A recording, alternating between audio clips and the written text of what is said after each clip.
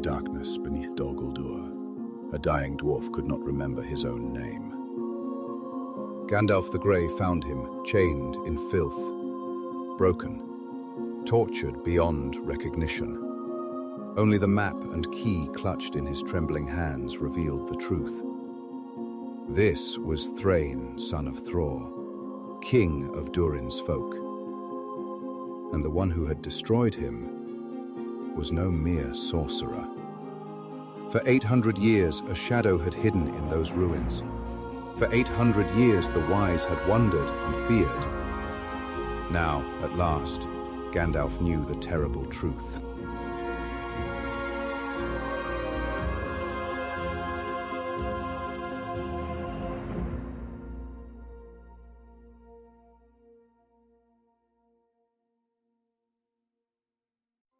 In the year 1050 of the Third Age, a shadow fell upon Greenwood the Great. It came without warning, without declaration, without armies marching or trumpets sounding. Simply, a darkness. The great primordial forest that stretched from the misty mountains to the borders of Lothlórien. A wilderness where the Silvan Elves had dwelt since the Elder Days, began to change. The trees grew gnarled and close. Strange creatures stirred in the undergrowth. And men, traveling the forest paths their fathers had walked in safety, began to call it by a new name: Mirkwood. At the heart of this spreading darkness stood a rocky hill in the southern reaches of the forest. Once it had been known as Amon Lanc, the Naked Hill, and it had served as the capital of the woodland realm under King Horrifying in the Second Age.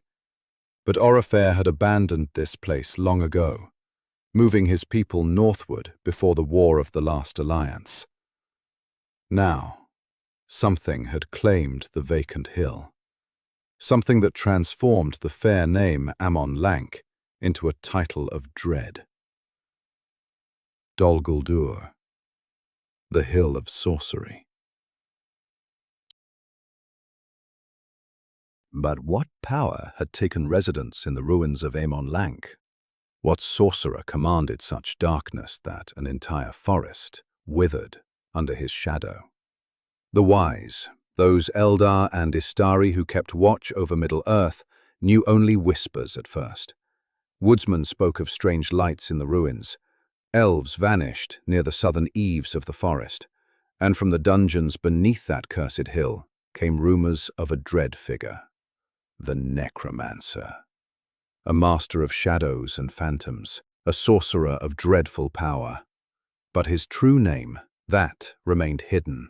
Around the year 1100, the wise discovered that an evil power had established a stronghold at Dol Guldur. They suspected it might be one of the Nazgûl, perhaps the Witch King himself, seeking to rebuild power in the north. This was concerning, yes, but not catastrophic. How wrong they were.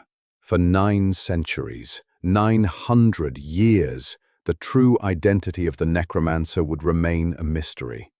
And in that time, the shadow of Dol Guldur spread like a poison through Middle-earth, corrupting not just the forest, but the very fate of nations. The year 2063 of the Third Age marked a turning point. Gandalf the Grey, that wandering wizard who seemed to appear wherever darkness stirred, made a decision that would echo through the centuries. He would enter Dol Guldur and discover the truth. How he accomplished this infiltration, Tolkien never wrote. The accounts simply state that Gandalf entered the fortress. No description of his method, no details of his confrontation. But whatever Gandalf discovered within those walls, whatever power he faced, it was enough to drive the Necromancer into flight. Sauron, for indeed it was the Dark Lord himself who had claimed Dol Guldur, was not yet ready to reveal himself. Still weak from his defeat in the War of the Last Alliance, 1500 years earlier, still rebuilding his strength in secret, he chose retreat over exposure. He fled into the east. And for the first time in more than 1,000 years, the shadow lifted from Mirkwood. The watchful peace had begun. For 400 years, Gondor knew freedom from attack. The borders strengthened. The free peoples breathed easier. and Dol Guldur stood empty, a dark monument to a threat that seemed, perhaps, to have passed forever. But those who understood the true nature of evil knew better. Shadows may retreat, they never truly vanish. In the year 2460, the Watchful peace ended. Sauron returned to Dol Guldur, and the chronicles record that he came back with increased strength. Those 4 centuries had not been wasted. While the free peoples relaxed their vigilance, Sauron had been forging alliances in the distant east, gathering easterling tribes to his banner, building armies, preparing for the long war to come. His retreat had been strategic patience, not defeat. And in the very same year that Sauron returned to Dol Guldur, something else stirred in Middle-earth. In the vales of Anduin, a store named Smeagol went fishing with his cousin Déagol, and Déagol found something precious in the mud of the river, the One Ring. Coincidence? Gandalf would later note the suspicious timing at the Council of Elrond. The ring's movement and Sauron's actions seemed to mirror each other across the years. Whether the Dark Lord could sense his lost masterwork stirring, we cannot know, but the pattern is troubling. 3 years after Sauron's return, in 2463, the Lady Galadriel called for the formation of the White Council. She had seen the renewed darkness spreading from Dol Guldur across the Anduin from her realm of Lothlórien. She knew action must be taken. Galadriel proposed Gandalf to lead this Council of the Wise, but Gandalf, who preferred to move freely rather than be bound by high office, refused. Instead, Saruman the White became its head, a decision that would prove consequential. From Dol Guldur, Sauron waged a war, not of armies and sieges, but of shadows and secrets. His servants ranged far across Middle-earth, searching for 2 things above all others: news of the One Ring and word of Isildur's heir. And those who might possess such knowledge, elves, dwarves, woodsmen, found themselves dragged into the pits beneath the Hill of Sorcery. In the year 2845, a dwarf lord was captured near the eaves of Mirkwood. His name was Thráin, son of Thror, father of Thorin Oakenshield, and one of the last bearers of the 7 rings of power. The ring of Thror gleamed on his finger as Sauron's servants seized him and bore him into darkness. He would never see daylight again. For 5 years, Thráin endured the tortures of Dol Guldur. Sauron's methods were not quick. He wanted information, every scrap of knowledge about the North, about Erebor, about any whisper that might lead him to the ring. And when he had taken all he could, Sauron claimed his true prize. The last of the 7 rings passed into the Dark Lord's hand. But even in his extremity, Thráin held on to 2 final possessions: a map and a key, heirlooms of his house, showing the secret door to Erebor and the path to reclaim the kingdom under the mountain. These Sauron did not find. In the year 2850, Gandalf returned to Dol Guldur. Again, we have no account of how he penetrated that fortress of evil, but this time, his investigation took him deeper, into the very dungeons where Sauron kept his prisoners, and there, in the darkness and filth, he found a dwarf so broken that he could not even remember his own name. Only through the map and key did Gandalf recognize Thráin, son of Thror. The dwarf lord gave him these last treasures, gasping out that they must reach his son, and then died. His torment finally ended. But Gandalf had discovered something even more significant than Thráin's fate. He confirmed what some of the wise had begun to suspect, but none had dared to believe. The Necromancer of Dol Guldur was no lesser servant of darkness, no Nazgûl playing at sorcery. It was Sauron himself. The Dark Lord had returned. And from his fortress in Mirkwood, Sauron was methodically gathering all the rings of power, seeking any scrap of news about the One Ring and the line of Isildur. His strategy was patient, calculated, and terrifyingly effective. The following year, 2851, Gandalf brought his discovery to the White Council. He had proof now, proof of Sauron's identity, proof of his growing power, proof of the threat gathering in Dol Guldur. He urged immediate action. Attack Dol Guldur now, he argued, before Sauron grows stronger. Drive him out. Destroy his fortress.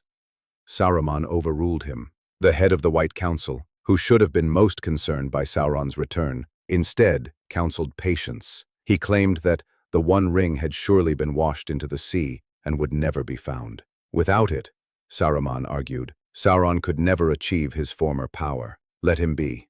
Watch him, yes, but do not provoke open war. It was a compelling argument, and it was a lie. For Saruman had become corrupted by his study of ring lore. He desired the One Ring for himself, believed that he, with his wisdom and power, could wield it and bring order to Middle-earth, and he had been secretly searching for it in the Gladden Fields, where Isildur had fallen and lost it to the river Anduin. The last thing Saruman wanted was for the other members of the White Council to interfere in that region, so he blocked Gandalf's proposal. For 90 years, 9 decades, while Gandalf urged action and the shadow of Dol Guldur deepened, Saruman's political maneuvering paralyzed the White Council. It is perhaps the most frustrating failure in the entire history of the Third Age. A clear threat, identified and confirmed, yet left to grow because of one man's ambition and pride. And Sauron used those years well. But Gandalf, though overruled by Saruman, was not idle. His mind was always at work, seeing connections that others missed. By the late Third Age, he had become deeply troubled by what he called the perilous state of the North. From Dol Guldur, Sauron was perfectly positioned to threaten Rivendell, the woodland realm, and eventually regain the northern passes that had once been held by the Witch King in Angmar. And then Gandalf saw something that terrified him even more. The dragon. Smaug the Golden, brooding on his stolen hoard in Erebor. The dragon, Gandalf would later explain, Sauron might use with terrible effect. Imagine it. Sauron in Dol Guldur, the Nazgûl under his command, and the most powerful dragon in Middle-earth as his weapon. The north would fall like wheat before the scythe. The dwarves of the Iron Hills would be crushed between dragonfire and the forces of darkness. And with the north in chaos, there would be no help for Gondor when Mordor made its move. Gandalf needed Smaug dead. And he needed it done before Sauron grew strong enough to command the dragon's allegiance. So when a dwarf named Thorin Oakenshield came to him, speaking of reclaiming Erebor, Gandalf saw his chance. He gave Thorin the map and key that Thráin had entrusted to him. He found them a burglar, an unlikely hobbit named Bilbo Baggins, and he set in motion the quest of Erebor. It was strategic brilliance. 2 problems solved with 1 quest. If Thorin succeeded, Smaug would be dealt with, and the Lonely Mountain would become a strong point against Dol Guldur instead of a weapon for it. And if Thorin failed, well, the attempt might at least provoke Smaug into revealing himself. But Gandalf's plan was even deeper than that. He had another purpose for the year 2941. In 2939, something changed in Saruman's calculations. His agents discovered that Sauron's servants were searching the Anduin near the Gladden Fields, the very area where Saruman had been conducting his own secret search for the ring. Sauron had learned where Isildur fell, and he was looking for the One Ring in the same place Saruman had been searching. Suddenly, Saruman's opposition to attacking Dol Guldur evaporated. Not because he had seen reason, not because he cared about the safety of Middle-earth, but because he wanted to drive Sauron away from the Gladden Fields before the Dark Lord found what Saruman himself sought. In 2941, the White Council met again, and this time, Saruman agreed to attack. The assault on Dol Guldur coincided exactly with the quest of Erebor. When Thorin and company entered Mirkwood, and Gandalf mysteriously disappeared in The Hobbit, this is where he went, to join the White Council's attack on the Hill of Sorcery. The chronicles record that, thanks to the devices of Saruman the Wise, Sauron was driven from Dol Guldur. What exactly those devices were, whether magical power, military strategy, or ring lore, we are not told. But the attack succeeded. Sauron abandoned Dol Guldur and retreated. But was it truly a defeat? The text offers a telling detail. Sauron, having made his plans, abandons Dol Guldur. Having made his plans, he left according to his own design, not in panicked flight. For nearly 2,000 years, Dol Guldur had served its purpose, a secret stronghold where Sauron rebuilt his power, gathered the rings, and tortured knowledge from his prisoners. He had learned what he needed to know. The Nazgûl had secured Minas Morgul in 2002.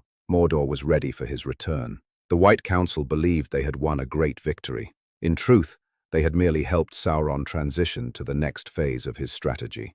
In 2942, Sauron returned in secret to Mordor, and in that same year, that very same year, Bilbo Baggins found a certain ring in the darkness beneath the misty mountains. Again, the suspicious timing. Again, the ring and Sauron's movements mirror each other. The White Council had driven Sauron from Dol Guldur, but they had not destroyed the fortress itself. Why? This question has troubled scholars ever since. Did they lack the power to tear down those walls, power that Galadriel would later demonstrate she possessed? Did Saruman oppose total destruction, wanting to preserve the area for his ring search? Or did they simply believe, once Sauron had fled, that destroying the empty fortress was unnecessary?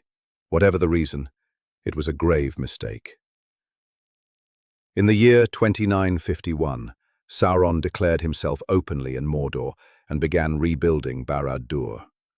The Dark Tower rose again, and to maintain his two-front strategy, to keep the north under threat while he prepared the assault on Gondor, Sauron sent 3 of the Nazgûl to reoccupy Dol Guldur.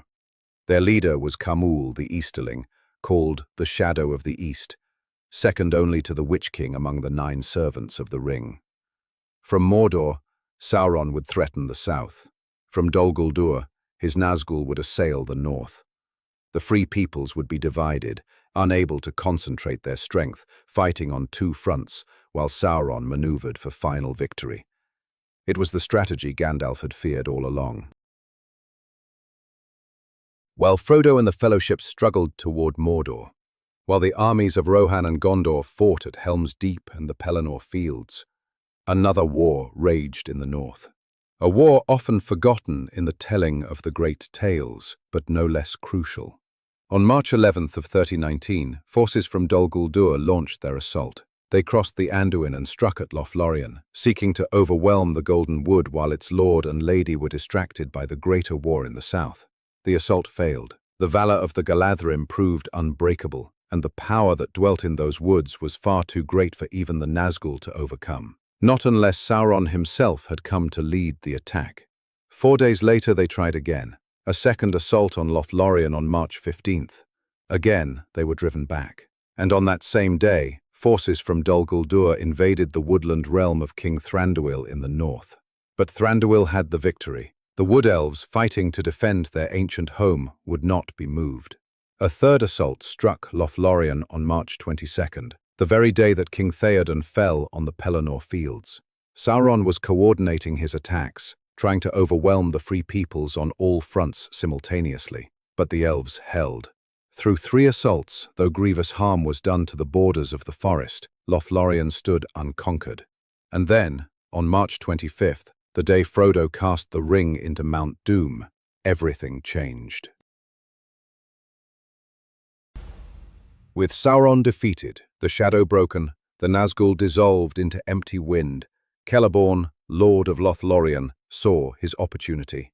On March 28th, 3 days after the ring's destruction, he led the host of Lórien across the Anduin, not to defend anymore, but to attack, to strike at the fortress that had threatened his realm for nearly 2,000 years. They took Dol Guldur, and then Galadriel herself came forth. The Lady of Light, bearer of Nenya, one of the most ancient and powerful of all the Eldar remaining in Middle-earth, turned her will upon the Hill of Sorcery, and she threw down its walls and laid bare its pits. What the White Council had failed to do in 2941, what armies and strategies had not accomplished, Galadriel achieved through pure power. The fortress was not merely captured, it was destroyed, cleansed. The very stones were broken, and the evil purged from that cursed hill. The dungeons where Thráin had suffered, where countless others had been tortured and broken, were opened to the light of day. The shadows fled, and for the first time in nearly 2,000 years, Dol Guldur posed no threat to anyone. On April 6th, in the renewed spring of Middle-earth, 2 lords met in the midst of the great forest. Celeborn came from the south, fresh from his victory at Dol Guldur. Thranduil came from the north, having defended his realm against all attacks. And on the new year of the elves they stood together in the forest that had been dark for so long. They renamed it. No longer would it be called Mirkwood. the place of shadow and fear. Eryn Lasgalen, the wood of Greenleaves. They divided the forest into 3 realms. Thranduil would rule the northern reaches down to the mountains of Mirkwood, the ancient domain of his father Orifer, now reclaimed. The southern portion became East Lothlórien under Celeborn's governance. And the wide forest lands between, the region of the mountains and the narrows, was given to the Beornings and the woodmen, the mortal folk who had endured the shadow for so long. The corruption had been vast, spreading over 2 millennia. The cleansing was swift, accomplished in weeks by the power of those who had resisted the darkness. It is a reminder, perhaps, that evil's victories take time. The slow corruption, the gradual poisoning, the patient work of shadow. But the power of the good, when finally unleashed, can undo in moments what darkness took ages to build. The Hill of Sorcery stands now in ruins, its walls thrown down, its pits laid bare to sun and rain. The forest around it grows green again, the trees straightening, the creatures of shadow retreating into memory. But the story of Dol Guldur echoes still. It is a story of mystery, slowly unraveled, 900 years between the shadow's appearance and the confirmation of its source. A reminder that evil often works in secret, patient and cunning, while the good must be vigilant and persistent to uncover the truth. It is a story of political failure, Saruman's corruption and ambition giving Sauron 90 years of unopposed preparation, even after his identity was known. A warning that division among those who oppose evil can be as dangerous as the evil itself. It is a story of strategic vision, Gandalf seeing the connections between Dol Guldur, Smaug, and the fate of the North, working on multiple fronts simultaneously to prevent disaster. It is a story of suffering, Thráin and countless others tortured in those dungeons, their pain used as a weapon to extract knowledge and spread fear. And ultimately, it is a story of the long defeat, the idea that victories against evil are always temporary, always partial, requiring eternal vigilance and repeated struggle. The White Council drove Sauron out in 2941, yet the fortress had to be fought again in 3019. Evil retreats but returns. The battle is never truly over. Yet it is also a story of hope. The darkest forest can be cleansed. The most terrible fortress can be thrown down. The shadow that lasted 2,000 years can lift in a day when the power of the good is finally free to act. Eryn Lasgalen grows green under the sun. The dungeons of Dol Guldur lie open and empty. And though the vigilance must continue, though the long defeat goes on, this victory, at least, was real. The Hill of Sorcery fell, and Middle-earth was made brighter for its falling. 800 years, from shadow to solution. That's how long it took to unmask the Necromancer, to drive him from his fortress, and finally to cleanse the Hill of Sorcery itself. Patience, persistence, and the courage to act when the moment came. If you enjoyed this exploration of Middle-earth's hidden histories, subscribe to Ranger of the Realms for more deep dives into the Legendarium. And let me know in the comments, which untold story should we uncover next? Until next time, may your persistence outlast the shadows you face.